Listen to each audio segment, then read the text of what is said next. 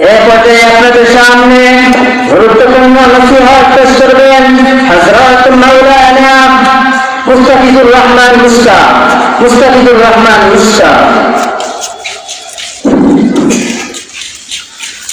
السلام عليكم ورحمة الله وبركاته. الحمد لله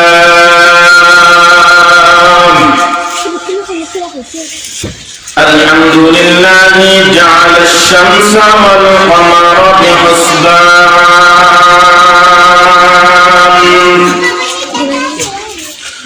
والنجم والشجر يسجدان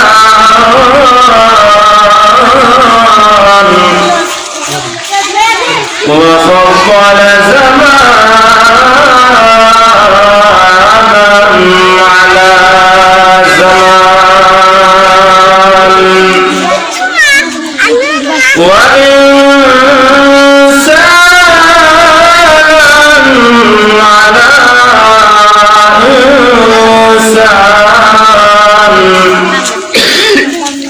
ونشهد أن لا إله إلا الله وحده لا شريك له ونشهد أن سيدنا وسندنا وحبيبنا وحبيب ربنا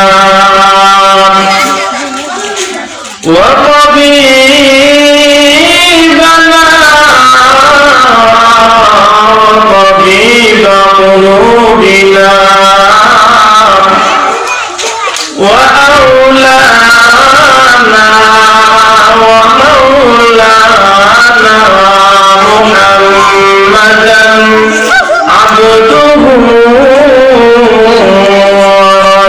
ورسوله صلى الله تعالى عليه وعلى آله وأصحابه وبارك وسلم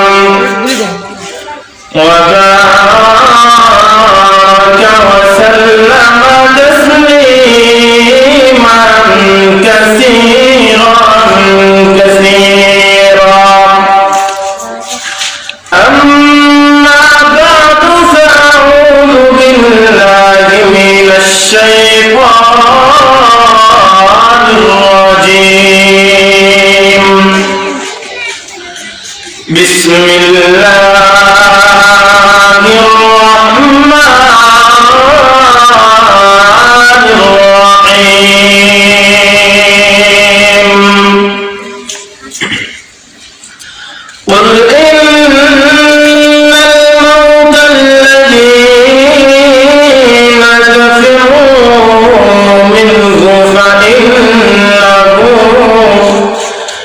فإنه ملاقيكم ثم تردون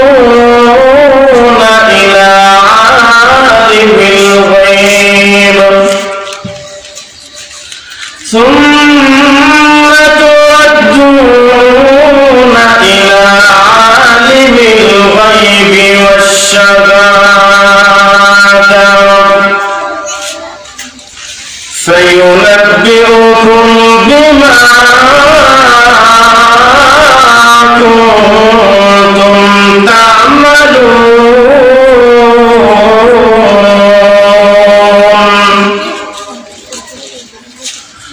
وقال رسول الله صلى الله عليه وسلم أكثروا ذكر هذه اللذات الموت. صدق الله المولانا العظيم وصدق رسوله النبي الأمي الكريم ونحن على ذلك لمن الشاهدين والشاكرين والحمد لله رب العالمين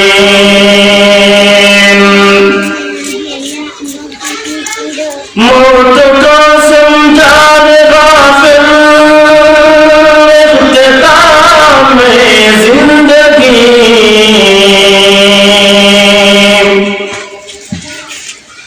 موت قاسم جان غافل اختتام زندگی در حقیقت موت تیرا ابتدائے زندگی در حقیقت موت تیرا ابتدائے زندگی یہاں ہم سب مسافر ہیں وہی آخر ٹھکانا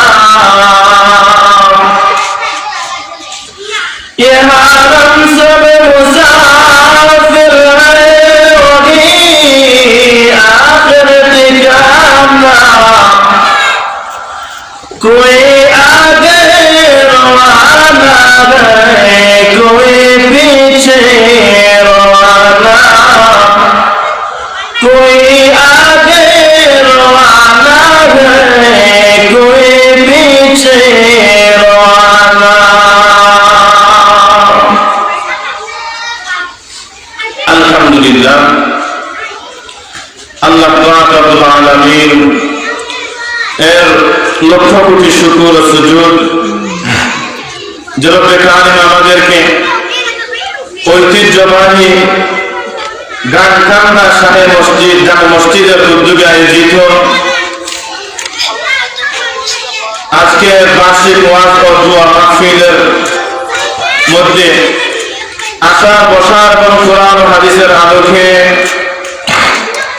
কিছু কথা বলার শোনার তৌফিক দান করেছেন। এজন্য রব্বে কারিমের দরবারে আমরা সকলেই একমত বলি আলহামদুলিল্লাহ।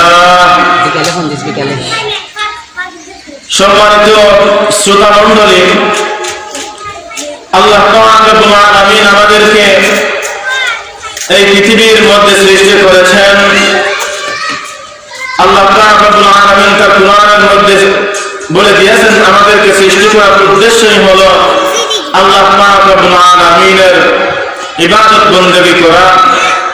আল্লাহ পাক রব্বুল আলামিন বলেন ওয়া মা খালাকাতুল জিন্না ওয়াল ইনসা ইল্লা লিয়াবুদুন।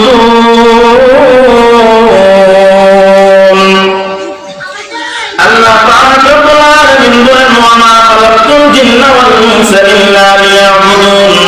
আমি মানব এবং জিন জাতিকে সৃষ্টি করেছি একমাত্র আমি আল্লাহর ইবাদত করার জন্য। আল্লাহ পাক রব্বুল আলামিন আমাদেরকে এই পৃথিবীর মধ্যে আসার একটা মাধ্যম, একটা সিঁড়ি ব্যবহার করেছেন যে আমরা আমাদের মাতা পিতার মাতার গর্ভের মাধ্যমে আমরা এই পৃথিবীর মধ্যে আগমন করেছি। এই পৃথিবীর মধ্যে যে আমরা আগমন করার পর আল্লাহ পাক রব্বুল আলামিন কোরআনুল কারীমের মধ্যে একটি ঘোষণা দিয়েছেন কুল্লু নাফসিন যায়িকাতুল মাউত। আল্লাহ পাক রব্বুল আলামিন বলেন প্রত্যেক প্রাণীকেই মৃত্যুর স্বাদ আস্বাদন করতে হবে। হে বান্দা, আমি তোমাদেরকে পৃথিবীর মধ্যে প্রেরণ করেছি, সৃষ্টি করেছি আমার ইবাদত করার জন্য।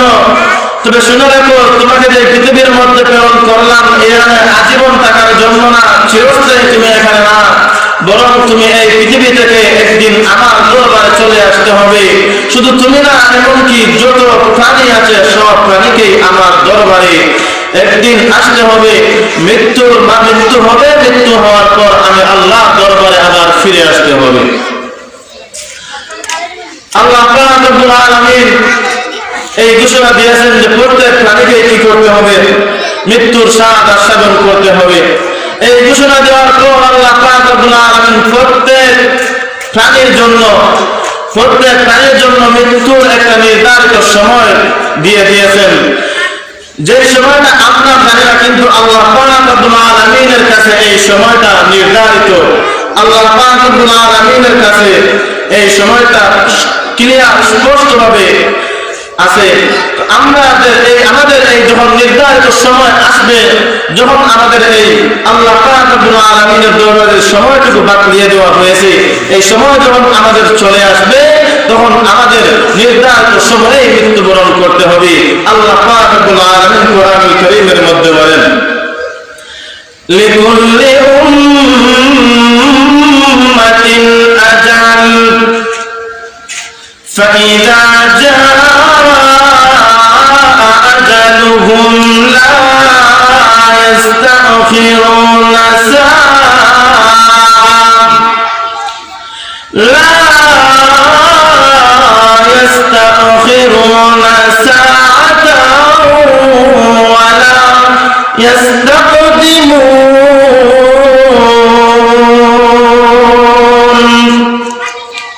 الله تعالى بيقول لكل أمة أجل প্রত্যেক উম্মতের জন্য রয়েছে নির্ধারিত সময়। ফাইযা জাআ আজালুহুম, যখন তার নির্ধারিত সময় চলে আসবে, লা ইস্তাখিরুনা সাআতান ওয়া লা ইস্তাকদিমুন, তার নির্ধারিত সময় আসার পর সে এক মুহূর্ত সময় আগ মিস করতে পারবে না। ফাইযা জাআ আজালুহুম লা ইস্তাখিরুনা সাআতান ওয়া লা ইস্তাকদিমুন, যখন কোন ব্যক্তির নির্ধারিত সময় মৃত্যুর সময় চলে আসবে, আল্লাহ পাক রব্বুল আলামিন বলেন লা ইস্তাখিরুনা সাআ, সে এক মুহূর্ত পর্যন্ত পিছনে যাইতে পারবে না। ওয়া লা ইস্তাখিরুন ওয়া লা ইস্তাকদিমুন, এমন কি সে এক মুহূর্ত আগেও ভাগতে পারবে না। এক কথায় হলো এক মুহূর্ত আগ পিছ করতে পারবে না, তার নির্ধারিত সময়ে তার মৃত্যু হবে। এটা বোঝার জন্য যদি এটা ঘটনা বলে আরো সহজে বুঝে আসবে, আল্লাহ নবী সুলাইমান আলাইহিস সালাতু ওয়াস সালাম,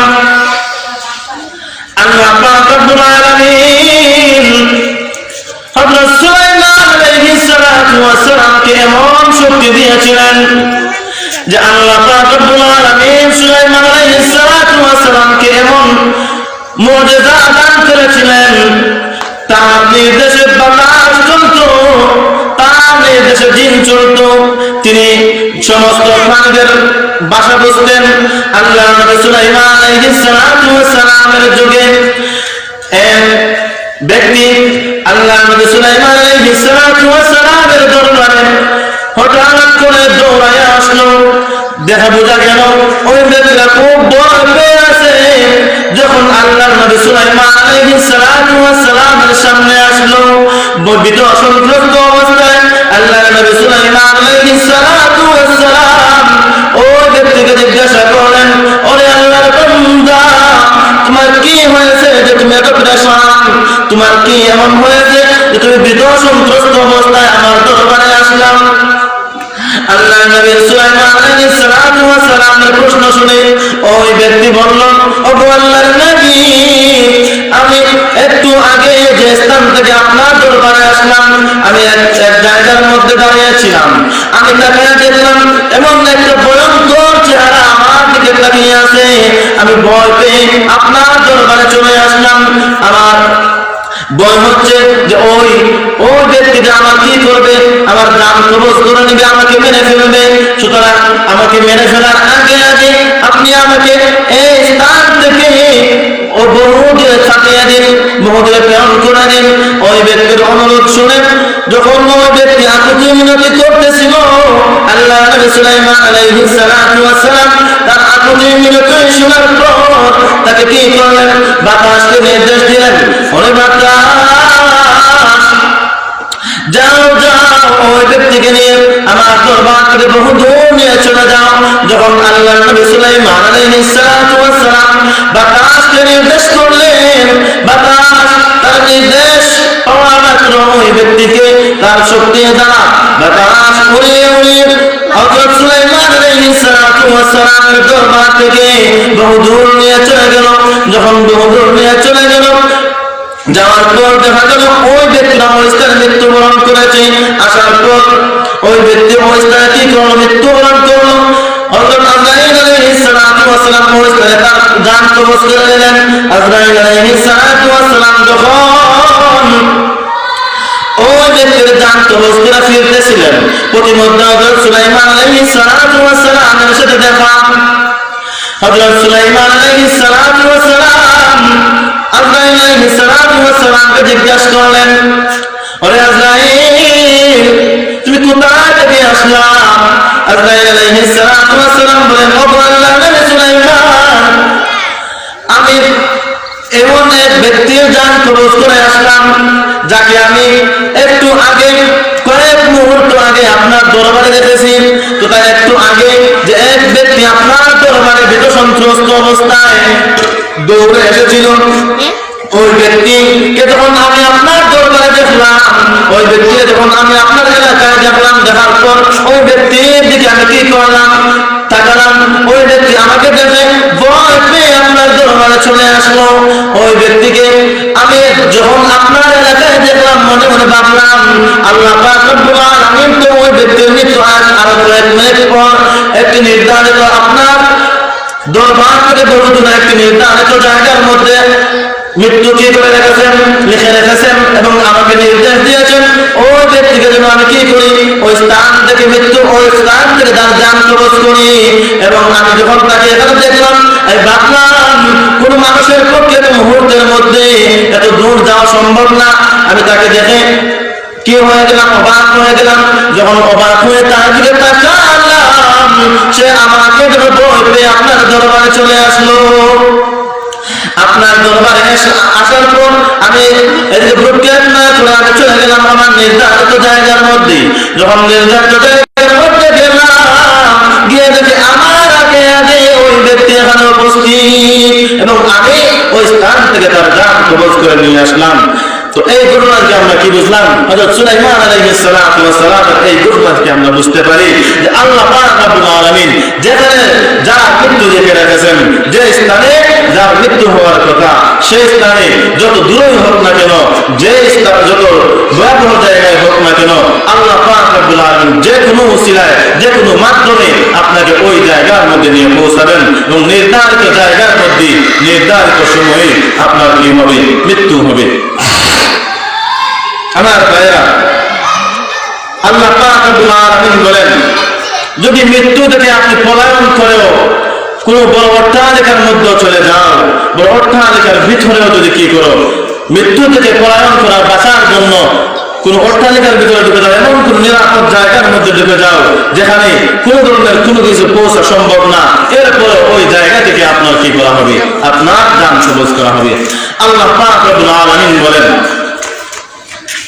أينما تكونوا يدرككم الموت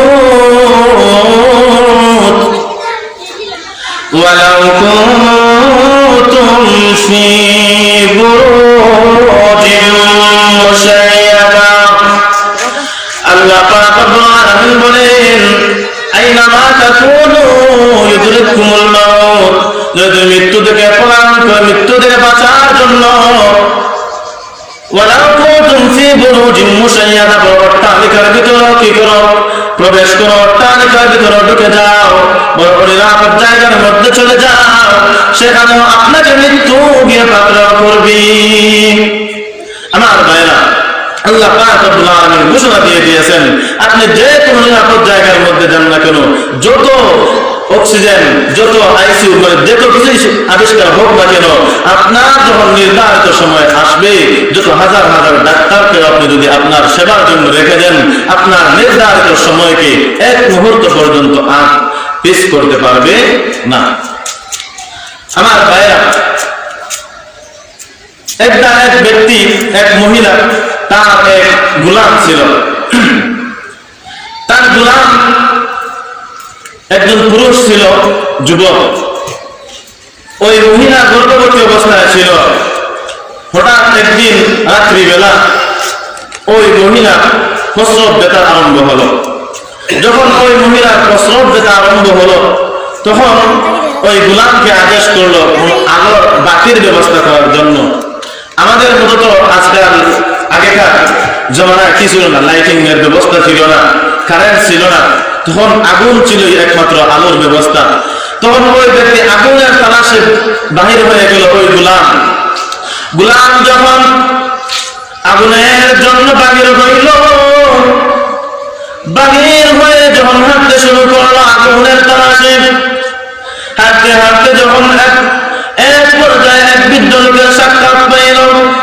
দবদবে সাদা দাড়িওয়ালা, সাদা পাঞ্জাবি পরা এক ব্যক্তির সাথে সাক্ষাৎ হইল। এদিকে ওই মায়ের, এদিকে মহিলার গর্ভ হয়ে গেল, প্রস্রাব হয়ে গেল, প্রস্রাব হওয়া, এদিকে মহিলার প্রস্রাব হয়ে গেল, এদিকে গোলাম কি করতেছে, আগুনের তালাশ করতেছে। প্রতিমধ্যে যখন বৃদ্ধ লোকের সাথে সাক্ষাৎ হইল, বৃদ্ধ লোককে ওই ব্যক্তি প্রশ্ন করলো, আপনার কাছে কোনো আগুনের ব্যবস্থা আছে? বৃদ্ধ লোককে উত্তর দিল, না, আমার কাছে আগুনের কোনো ব্যবস্থা নাই, তবে আমি আপনাকে এমন কিছু জিনিস বলে দিতে পারি যেটা আপনার ভবিষ্যতের জন্য বড় উপকারী।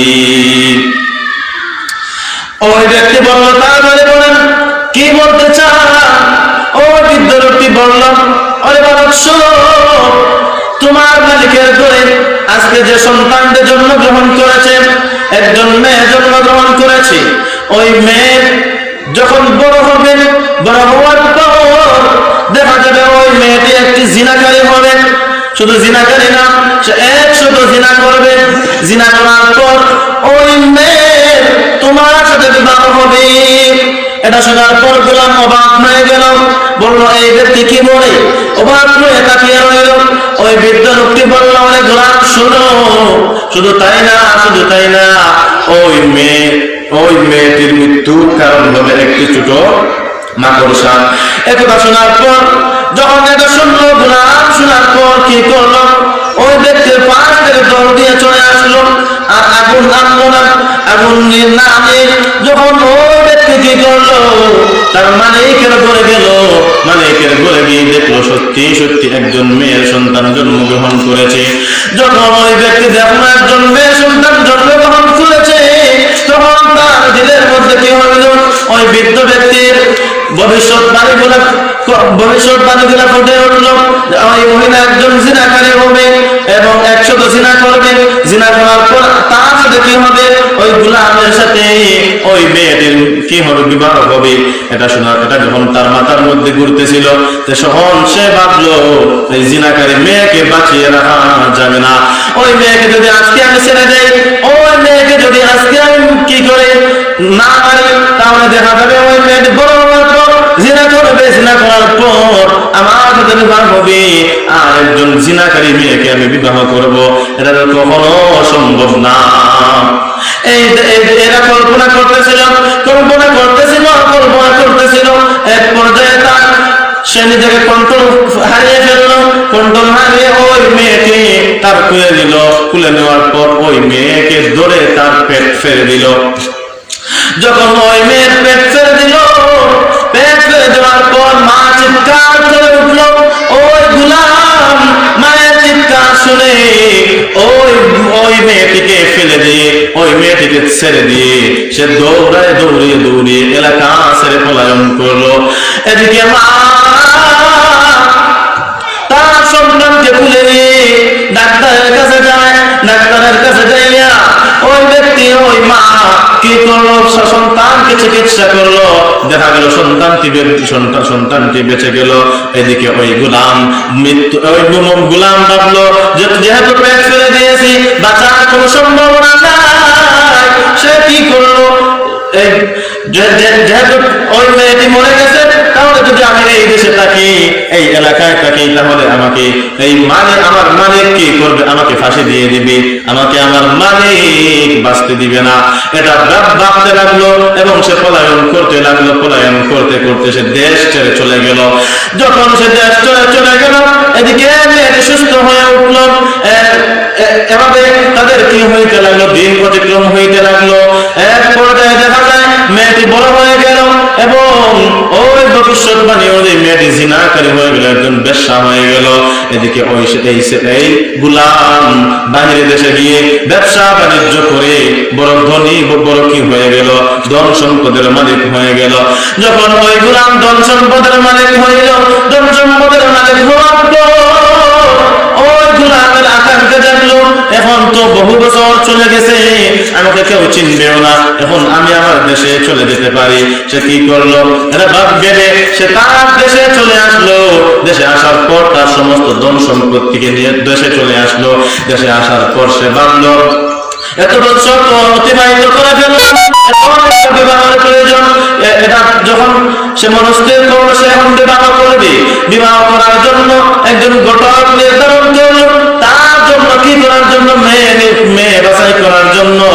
যখন ওই ঘটক মেয়ে কি করতেছিল, নির্বাচন করতেছিল, মেয়ে বাছাই করতেছিল। মেয়ে বাছাই করতে করতে দেখা গেল পছন্দ হয় না। এর পর্যায়ে ওই জিনাকারী মেয়ে মেয়েকে যখন দেখালো, তখন ওই গোলাম জানে না এই মেয়েটি সেই মেয়ে। যখন দেখালো তখন তার এই মেয়েটিকে পছন্দ হয়ে গেল। আমার বায়াত আল্লাহ পাক রব্বুল আলামিনের কি করিশ্মা, ওই মেয়েটিকে কি হয়ে গেল, তার পছন্দ হয়ে গেল। যখন ওই মেয়েকে পছন্দ করলো, তখন ওই মেয়ের সাথে বিয়ের কথাবার্তা কি হয়ে গেল, বিয়ের কথাবার্তা ফাঁকা হয়ে গেল।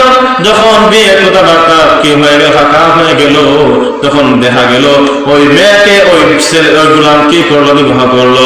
বিবাহ করার পর তার সংসার করতেছে। একদিন ওই গোলাম তার স্ত্রীর দিকে তাকিয়ে দেখলো ওই মেয়ের পেটের মধ্যে একটা দাগ, অপারেশন করে যাবে, দাগ দেখা যায়, দাগ থেকে যায়, বিদ্রোহ হইল থেকে যায়, দেখা গেল ওই মেয়ের পেটের মধ্যে একটা দাগ। ওই স্বামী ওই গোলাম প্রশ্ন করলো, তোমার পেটের মধ্যে এটা কিসের চিহ্ন, কিসের দাগ? ওই মেয়েটি বলল, এটা তো আমি শিওর বলতে পারবো না কিসের দাগ, তবে আমার মায়ের থেকে আমি জেনেছি আমার মায়ের নাকি একজন গোলাম ছিল। ওই গোলাম আমার যখন যেদিন আমার জন্ম হয়েছিল ওই দিনে আমার কি করেছিল, আমাকে খুলে নিয়েছিল। আমার অন্যান্য দেখা যায় অন্যান্য মানুষ কি করে শিশু বাচ্চাদেরকে খুলে নিয়ে আদর করে, কিন্তু ওই গোলাম কি করলো, আমাকে খুলে নেওয়ার পর আমার পেট ফেলে দিয়েছিল। এই যে পেট ফেলে দিয়েছিল ওই গোলাম, এই পেট ফেলে দেওয়ার যে চিহ্ন, এটাই হলো আমার সেই চিহ্ন। এটা যখন শুনলো, এই ঘটনা শোনার পর আর এই গোলামের চিনতে বাকি রইল না যে সেই গোলাম হলাম আমি। যখন সে বুঝে ফেললো এটা আমার মালিকের মেয়ে, এটা আমার ওই মালিকের মেয়ে যার মেয়ের পেট আমি জন্মের পর কি করেছিলাম, পেট ফেলে দিয়েছিলাম। এটা যখন তার দিমাগের মধ্যে কি হয়ে গেল, ঠিক হয়ে গেল, সে যখন শিওর হয়ে গেল যে এটাই সেই মেয়ে, তখন তো সে বললো যেহেতু বিবাহ করেই ফেলেছি তাহলে তো আর কিচ্ছু করার নাই। তখন সে বলল, জানো কি সেই গোলামটাকে? তার স্ত্রীকে বললাম, তুমি কি জানো সেই গোলামটি কে ছিল? মেয়েটি বলল, না আমি তো তাকে দেখেই নাই, সে তো আমাকে পেট ফেরার পর সে পলায়ন করেছে, জানি না সে আছে কিনা নাই। যখন এটা বললাম, ওই ব্যক্তি বলল সেই গোলামটি হলাম আমি। যখন তার পরিচয় দিল, পরিচয় পাওয়ার পর ওই মেয়েটি বলল, তাহলে তুমি আমার সাথে এটা কেন করেছিলে, এরকম আচরণ কি জন্য করেছিলে, কি কারণে তুমি আমার পেট ফেলে দিয়েছে? ওই গোলামটি বলল, শুনো আমি যে তোমার পেট ফেলে দিয়েছিলাম এর কারণ হলো যেদিন তোমার জন্ম হয়,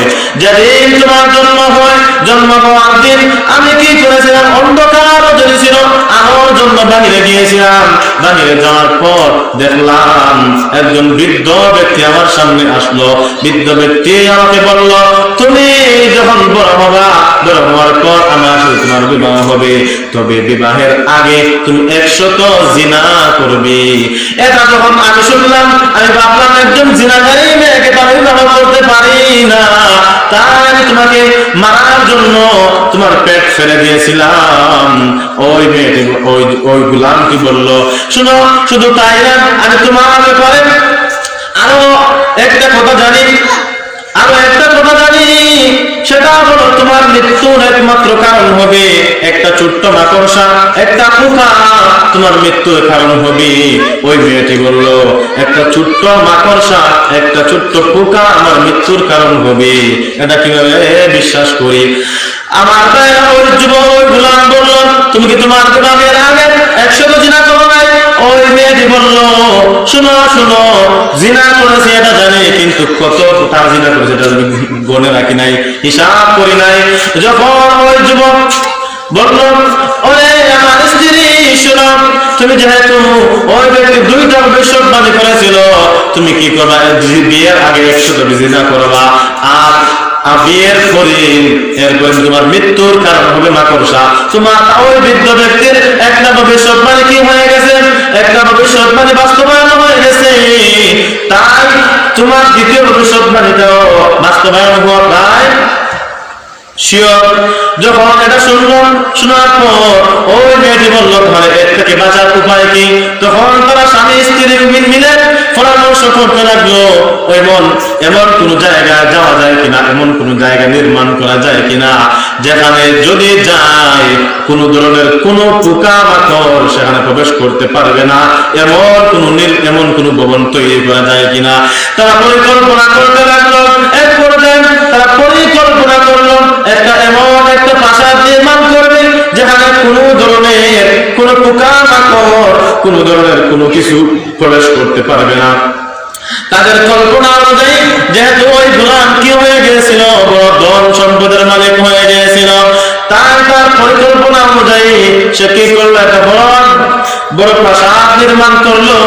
সে এমন একটা প্রাসাদ নির্মাণ করলো যেখানে কোনো ধরনের কোনো পোকামাকড় প্রবেশ করা কিনা সম্ভব না। যখন এভাবে একটা প্রাসাদ নির্মাণ করলো, এই প্রাসাদ নির্মাণ করার পর তার স্ত্রীকে নিয়ে এই প্রাসাদের মধ্যে কি করতে লাগলো? বসবাস করতে লাগলো। বসবাস করতেছে। হঠাৎ একদিন তার স্ত্রী তাকে দেখলো, উপরের দিকে একটা মাকড়সা জাল বুনতেছে। যখন ওই মেয়েটি মাকড়সাকে যখন চিৎকার করে উঠলো, যখন ওই মেয়েটি ওই গোলামের স্ত্রী চিৎকার দিয়ে উঠলো, তখন স্বামী দৌড়ায় আসলো। আসার পর দেখলো তার উপরের দিকে মাকড়সা। সে চিন্তা করলো, মাকড়সা কি কোন ধরনের কোনো পোকা মাকড় পৃথিবীতে ঢোকা সম্ভব না, এমন প্রাসাদের মধ্যে মাকড়সা কোথায় থেকে আসলো? এটা চিন্তা করতেছে এবং মাকড়সাকে মেরে ফেলার জন্য সে আক্রমণ করলো। যখন মাকড়সাকে মেরে ফেলার জন্য ওই ব্যক্তিটি কি করলো? মাকড়সার উপর আঘাত করলো। সাথে সাথে মাকড়সা মাটির মধ্যে লুটে পড়লো। যখন মাটির মধ্যে লুটে পড়লো, ওই মেয়েটি বললো থামো। ওই মেয়েটি তার স্বামীকে থামিয়ে দিল যাতে মাকড়সাকে না মারে। ওই মেয়েটি বললো, ওই মাকড়সা নাকি আমার মৃত্যুর কারণ হবে, আমি তার মৃত্যুর কারণ হব, আমার নিজ হাতে আমি আমার এই মাকড়সাকে কবরে পাঠিয়ে দিতে চাই। যখন ওই মেয়েটি মাকড়সাকে মারার জন্য সামনের দিকে অগ্রসর হইল, সামনের দিকে যাওয়ার পর ওই মেয়েটি তার পা দিয়ে ওই মাকড়সাকে আঘাত করলো। আঘাত করার পর দেখা গেল মাকড়সা তার পায়ের মধ্যে একটা কামড় দিল।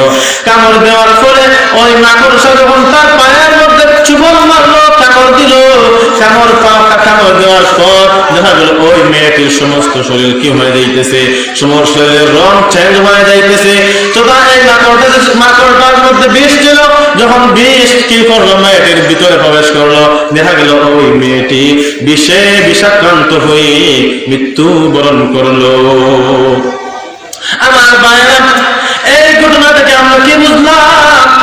যত তুমি মৃত্যু থেকে পলায়ন করো, কখনো মৃত্যু থেকে বাঁচা সম্ভব না। আল্লাহ পাক রব্বুল আলামিন কোরআনের মধ্যে ঘোষণা দিয়ে দিয়েছেন। আল্লাহ পাক রব্বুল আলামিন বলেন, আইনামা তাকুনু ইউদরিকুমুল মাউত ওয়ালাউ কুনতুম ফি বুরুজিন মুশাইয়াদা। আল্লাহ পাক রব্বুল আলামিন বলেন, আইনামা তাকুনু ইউদরিকুমুল মাউত ওয়ালাউ কুনতুম ফি বুরুজিন মুশাইয়াদা। মৃত্যু থেকে পলায়ন করে তুমি যত বড় টানিকের মধ্যে ঢুকো না কেন, মৃত্যু থেকে পলায়ন করে যেটাই যাও না কেন, শুনে রাখো মৃত্যু থেকে বাঁচা কখনো পসিবল না। আমার ভাইরা, যখন যার যে সময়ে মৃত্যু হওয়ার কথা, নির্ধারিত সময়ে আমাদের কি হবে? মৃত্যু হবে।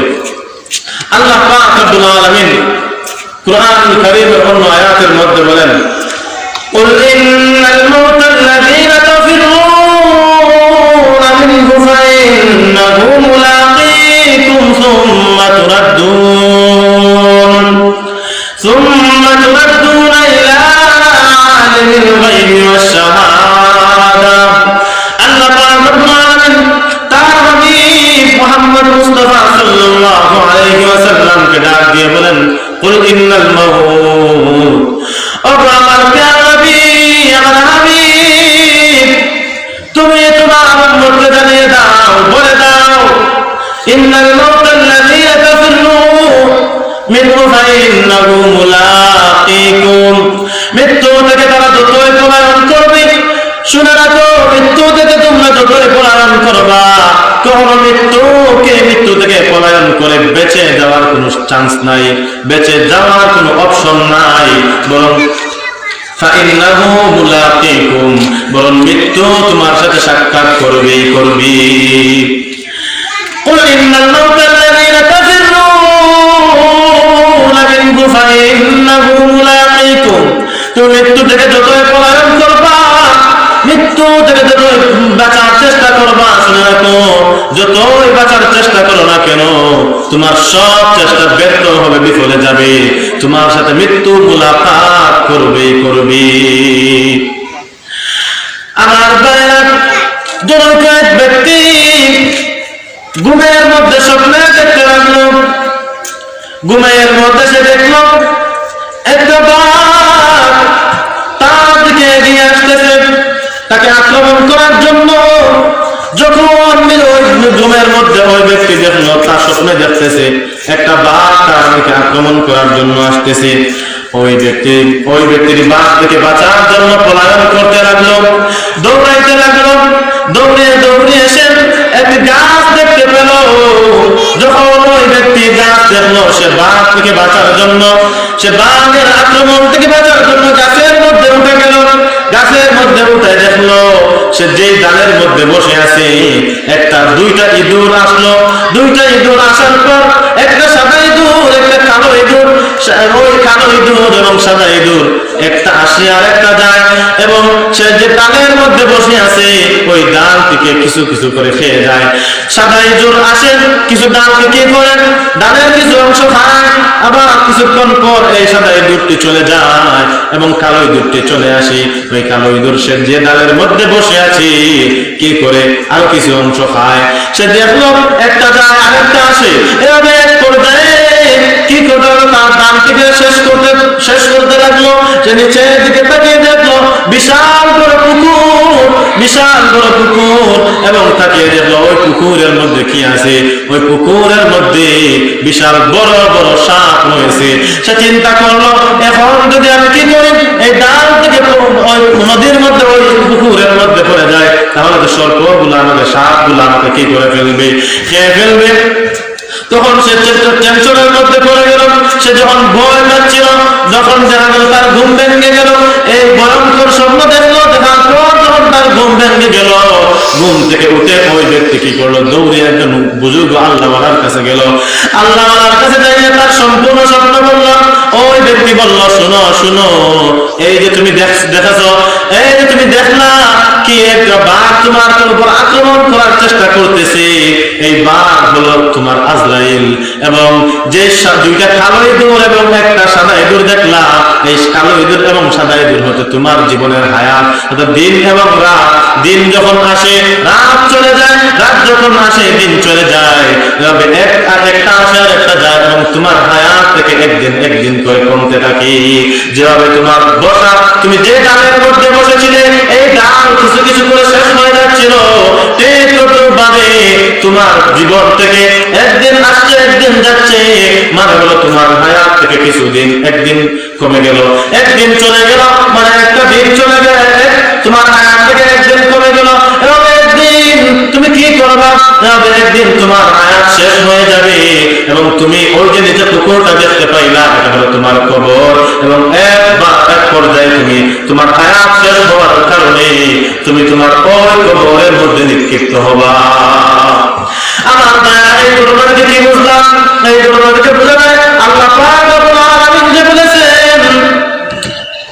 আল্লাহ পাক রব্বুল আলামিন তার কোরআনুল কারীমের মধ্যে যে বলেছেন কুল ইন্নাল মাউতাল্লাযীনা তাফিরু মিনহু ফাইন্নাহু মুলাকীকুম, এটা বাস্তবায়ন হলো এই ঘটনাটা।